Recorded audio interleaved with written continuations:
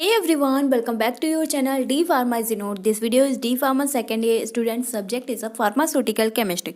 तो टॉपिक देख रहे हैं। टॉपिक डिस्कस करने से पहले हम लोग अपने क्वेश्चन को देखेंगे कि एग्जाम पेपर में क्वेश्चन किस तरह पूछे जाते हैं। पूछा गया है यहाँ पे एनालिप्टिक क्या है और ये इनके क्लासिफिकेशन नेम दिए गए हैं और इनके इस स्ट्रक्चर बनाने हैं केमिकल, उनका नाम, प्रॉपर्टीज़ और उनके यूजेस के बारे में बताना है। तो ऐसा कुछ क्वेश्चन पूछा गया है। अब चलिए एनालिप्टिक के बारे में समझते हैं कि आखिरकार ये एनालिप्टिक होती क्या है और ये हमारे लिए मोस्ट इंपॉर्टेंट है। देखिए आप यहाँ पे स्टार का मार्क लगा हुआ है, ठीक है। एनालिप्टिक क्या है इसके बारे में जानते हैं। एनालिप्टिक वो ड्रग हैं जो सेंट्रल नर्वस सिस्टम को एक्साइट करती हैं, मतलब नींद को भगा देती हैं। ओके, अगर इस एनालिप्टिक ड्रग का ज़्यादा यूज़ कर लिया जाता है तो कन्व्यूलेशन होने का कारण हो सकता है, ठीक है। कन्व्यूलेशन मतलब सामने लिखा हुआ है, आप समझ ही रहे होंगे, मिर्गी। तो फिर ज़्यादा ही एक्साइटमेंट हो जाएगी तो फिर ब्रेन काम नहीं करेगा और बहुत ही तेज़ से वो कँपाने लगेगा। तो उसी को क्या कहते हैं, उसी मोमेंट को कन्व्यूलेशन कहते हैं, ठीक है। तो ये आपने अच्छे से समझा होगा यहाँ तक। ये ड्रग जो होती हैं वो हरदम brain and mental and respiratory पर अपना रिस्पिरेटरी सेंट्रल पर अपना एक्ट या अन्य सेंट्रल को उत्तेजित, जैसे वैसोमोटर सेंट्रल जो कि ब्लड वेसल के संकुचक कॉन्ट्रैक्शन को बनाए रखती है, अर्थात ब्लड वेसल को संकुचक करती है, को उत्तेजित कर देती हैं। जो ब्लड पंप होता रहता है उनको उत्तेजित कर देती हैं क्योंकि सेंट्रल नर्वस सिस्टम पे ही ये ड्रग एक्ट करती है। ओके, एनालिप्टिक आगे देखिए क्या लिखा हुआ है, हाँ, उत्तेजित कर देती हैं, ठीक है। एनालिप्टिक ड्रग शरीर के रक्त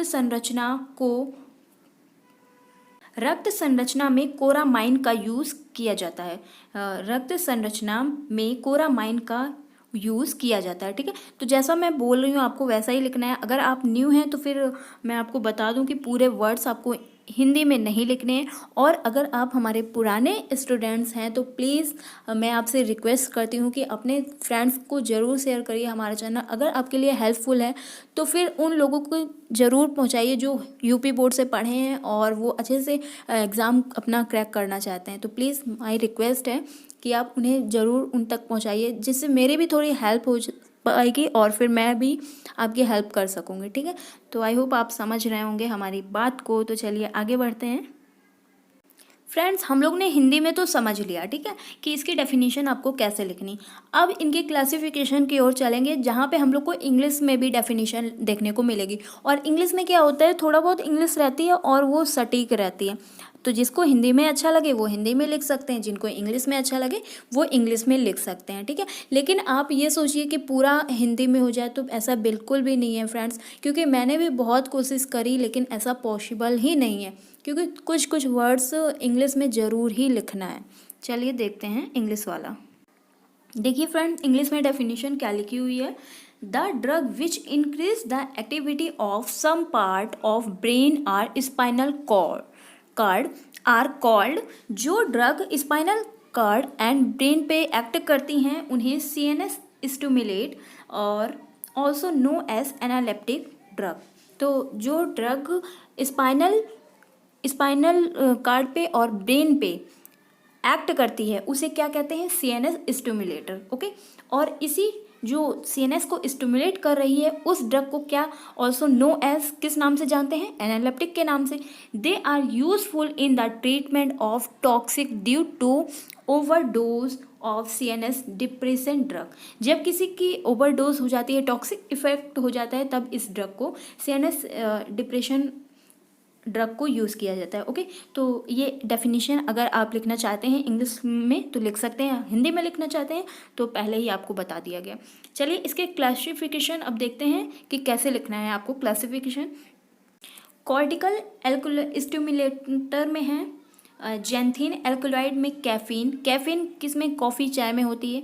ओके, और theophylline second number, third number theobromine third number है। ओके, अब सिम्थोमेमेटिक एमीन्स के बारे में देखते हैं। ये इसमें कौन कौन सी ड्रग्स हैं। फर्स्ट नंबर है एम्फिटामिन, सेकंड नंबर है मिथाइल मेफिटामिन। ओके, अब सेकंड नंबर जो क्लासिफिकेशन है, ये तो फर्स्ट नंबर के क्लासिफिकेशन की कैटेगरी हो गई कि 2 पार्ट्स में है। अब सेकंड नंबर है ड्रग मॉड्यूलरी स्टिमुलेंट, तो इसके ड्रग नेम्स हैं picrotoxin, nikethamide, camphor, carbon dioxide. Okay, और स्पाइनल स्टिमुलेट में है स्ट्राइक्लिन, स्टाचेनिन and fourth number classification last जो है मिस स्कैलियस में निकोटीन, लिवोलिन एंड अमोनिया, ये हैं फोर्थ नंबर की। ओके, अब इनके जो इम्पोर्टेंट क्लासिफिकेशन है उनके बारे में देखेंगे, और इनमें से जो मोस्ट इम्पॉर्टेंट रहेगा जो बार बार रिपीट हुआ है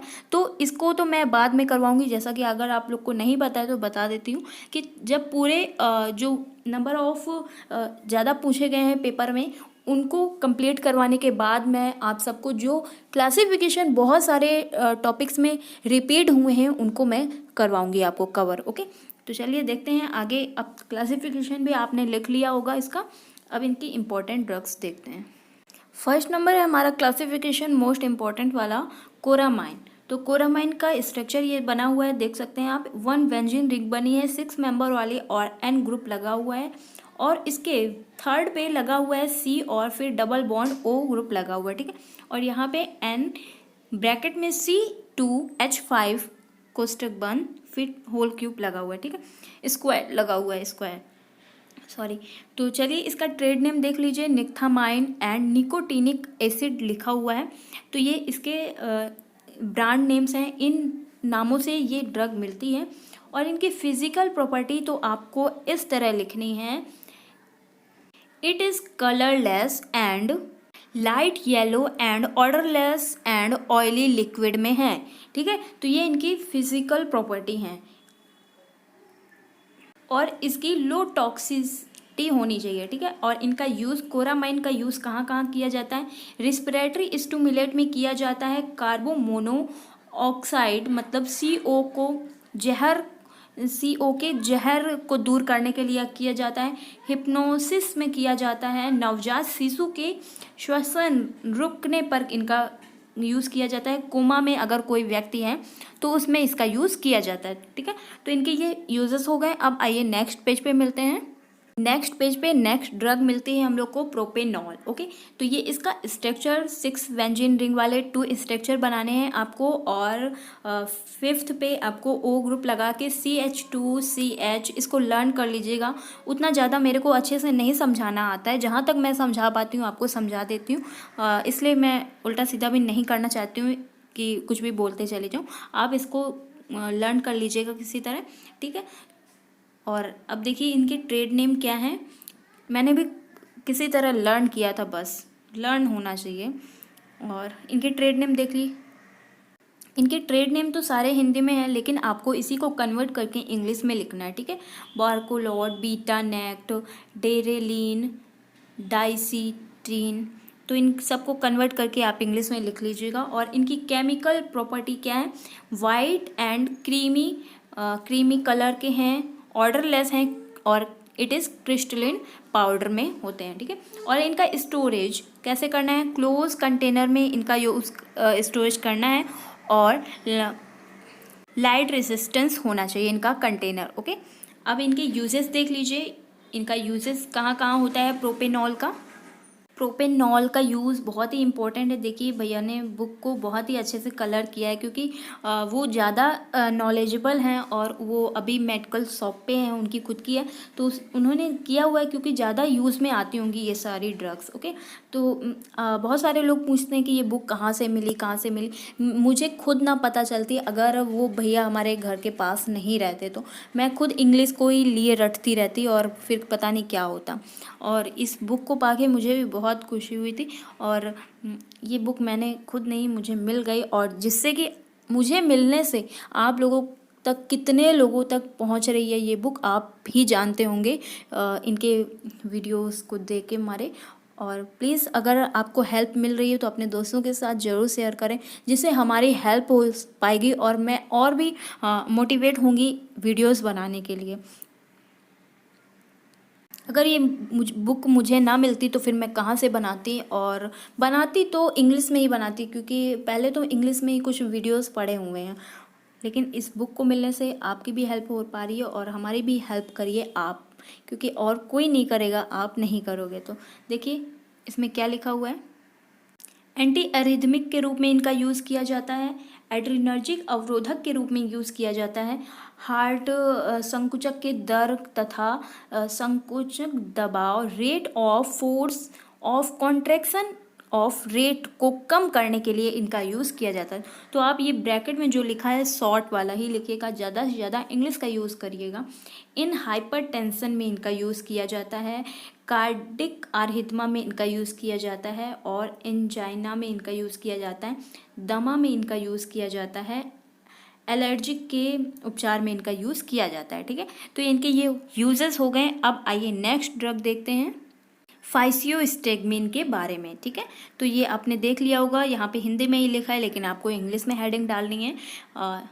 फाइसियोस्टेगमिन, ये इसका स्ट्रक्चर है, 1 बेंजीन रिंग बनानी है और फिर 5 बेंजीन रिंग बनानी है, बीच में 5 बेंजीन रिंग के एन ग्रुप लगा देना है और ऊपर मेथेन ग्रुप, और फिर 5 बेंजीन रिंग के सेंटर पे CH3 मेथेन ग्रुप लगा देना है, और इधर 6 पे आपको CH2NHCOO का ग्रुप लगा देना है। और इनका नाम अगर जहाँ जहाँ आपको मिलता है जिस ड्रग पे, तो उसका नाम जरूर लिखिएगा, इंग्लिश में कन्वर्ट करके लिखिएगा, हिंदी में नहीं लिखिएगा। 1,3,1,2,3,3A 8 hexahydro 1 3A 8 trimethyl pyrrole 2 3 indo 5 methyl carbonate इसीटर।